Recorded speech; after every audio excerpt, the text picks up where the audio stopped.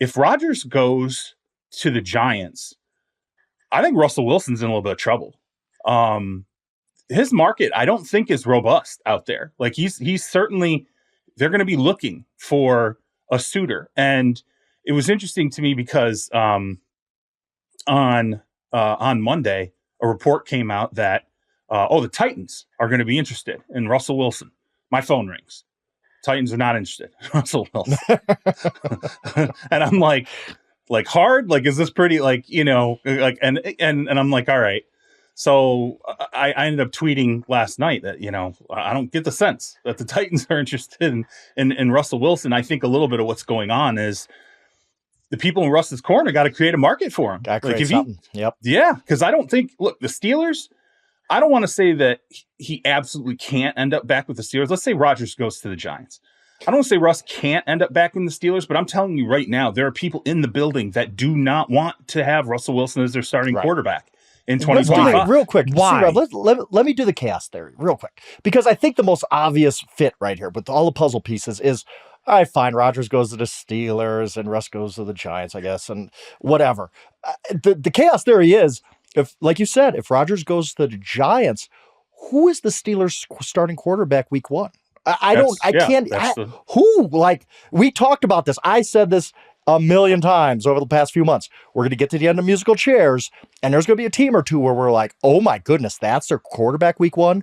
It might be the Steelers. Like, who could they go to at that point? Who would they go to? Kirk Cousins is still out there. And here's the thing about Cousins. But the Falcons have kind of played this smart, by the way. Falcons have kind of played this smart. Listen, okay, Cousins, if and when he's released by the Falcons, which I got to believe that they're not serious. He's not going to be a $40 million plus backup. Okay, but at the same time, they've held on to it. And I think for as much as I've kind of made fun of them, they've kind of played the smart, because let's say the Steelers have nobody. There's nobody left at the bar. It's closing time.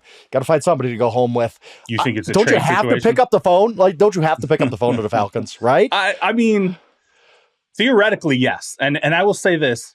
If that's what's happening right now, if the Falcons are calculating this and they're going, there's going to be a team, particularly if Aaron Rodgers signs with the Giants, there's going to be a very, very desperate Pittsburgh team that's sitting there saying, where's our starting quarterback here? What's interesting, though, I think that would actually set up better for Kirk if he was traded from Atlanta to Pittsburgh, if that was something to develop.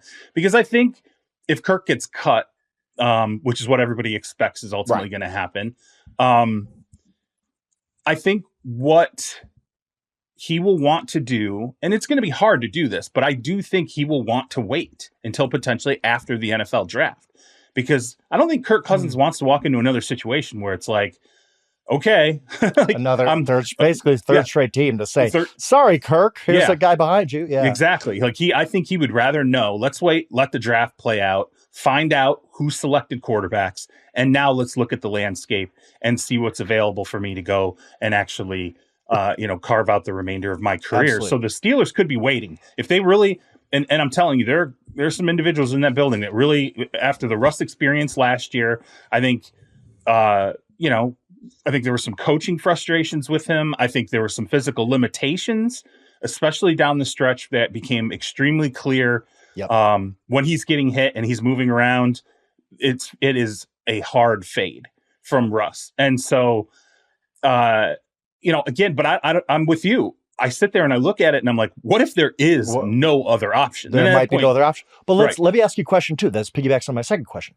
Let's say the Steelers, unless they just do the shotgun wedding, fine, we got to take Russ back. Whatever their plan B is, do you think Russ is just done in the NFL? Like, would he accept a backup job somewhere? I mean, you said the Titans are a hard no.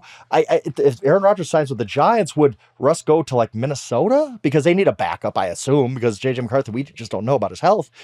Is Russ just done at that point? Like, is there a scenario where Russ just never plays in the NFL again? There's definitely not great options. And we do see quarterbacks get to this point where... do you think he'd take a backup job? I guess that's a better question.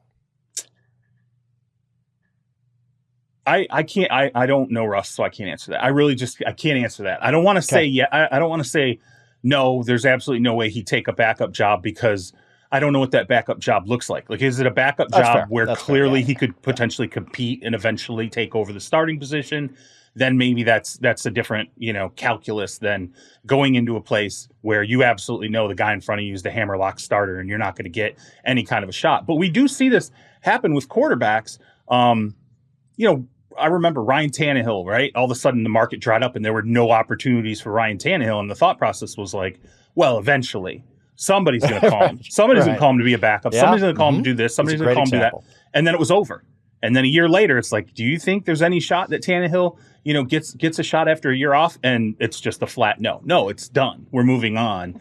And I think, are we there yet for Russ? I don't want to say we're there yet because clearly the Giants, if Aaron Rodgers goes to the Pittsburgh Steelers, I think then Russ is that choice for the Giants. Okay. But I also think that's predicated on the New York Giants sitting there and going, we can't get to one. Like maybe Tennessee is going to take Cam Ward. We're not going to have an opportunity to throw everything at that pick and go and select that player. So it's to me, as the quarterback dominoes have fallen, it's become very interesting to like Russ has become a very big story because it's like, where does he end up? Maybe Cleveland, right? Like here's the thing about Cleveland, I will say. You deal for Kenny Pickett. That doesn't matter. It wasn't right. You're not dealing for him to become a starter. You're dealing for him saying, okay, this guy was once a first-round pick. There's a potential that when he's with Pittsburgh, if you're Andrew Berry, the Browns general manager, you're saying, I don't know how jacked up things were in that organization at that point. Maybe he does have more talent than other people realize. And even if he doesn't, he's an experienced, backup. Yeah, actually, I thought Kenny looked pretty good last year with the Eagles. Okay, so the little time we saw him preseason and late season. Yeah, they're not done there. Okay, I will tell you that the Browns aren't finished. And I'm not even saying that they're going to draft a quarterback at number 2. They're going to add another player to the mix there. And I would tend to think at this point it's possibly a veteran player. So that, could that be a spot for Russ? Yeah, maybe. But I also think that's a spot that could be the Kirk Cousins destination eventually too, because Kirk Cousins isn't going to be, if they don't draft a quarterback, he's not going to sit there and go, well, geez, man, I don't want to play in front of Kenny Pickett. No, he'll go there and play in front of Kenny Pickett. So it's just thinning for us, man. We're going to find out whether Russ has got a career left. But y'all, doesn't it have to mean something at some point that a competent version of the Seahawks and Pete Carroll gave up on Russ, and then Sean Payton, who is widely regarded as a genius, gives up on Russ, and then Mike Tomlin gives up on Russ. Like, these aren't poorly run organizations with idiot 3 Hall of Fame organizations coaches in a row. You've got 3 of the best coaches in the NFL that turn around and say, no, we're good. And the Raiders, frankly, could have had Russ if they wanted him, right? So even now they look around. The second chance at Pete Carroll, he looks around and says, nah, I'm all set. Like, this just comes back to, at some point, some guys are just washed. Yeah. Like, respected guys giving up on him means something to me. And that's a great point, Fitz, because Pete Carroll said no twice.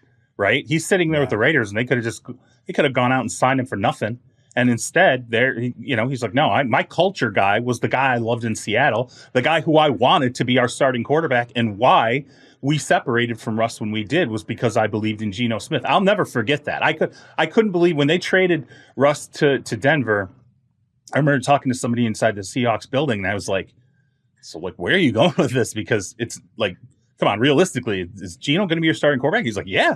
They love him. The locker room loves him. Pete loves him. Like, hard worker, comes in, everybody gravitates toward him, has ability. And I thought, come on, man. And then he went out and did what he did. And I was like, damn, I was wrong on this one. Holy cow. And as you said, Fitz, once again, Pete leaves. He gets his opportunity. He goes, no, I'm going to go get the other guy again. Like, I don't have any interest in Russ. And by the way, it's not just Pete passing on him. It's Tom Brady, too. Brady's involved. He's in the middle of that stuff. He knows Russ. There's a relationship there. So yeah, I think that is meaningful. But as we know, really once we get to the nitty gritty and it's desperation time and you're sitting there, you're going, we could go get Flacco or we could get Russ. Oh, I mean, some teams might opt for Flacco at this point. Oh my goodness. Wow. Oh boy. Again, I need to reiterate this. There are going to be some week 1 starting quarterbacks that are just like, like this is what you're going into the season with. The desperation level of some of these teams is going to be off the charts. Like it's bad. And that speaks to Russ. Like that nobody really wants Russ, even though there's some teams that literally have no plan A, B, or C right now.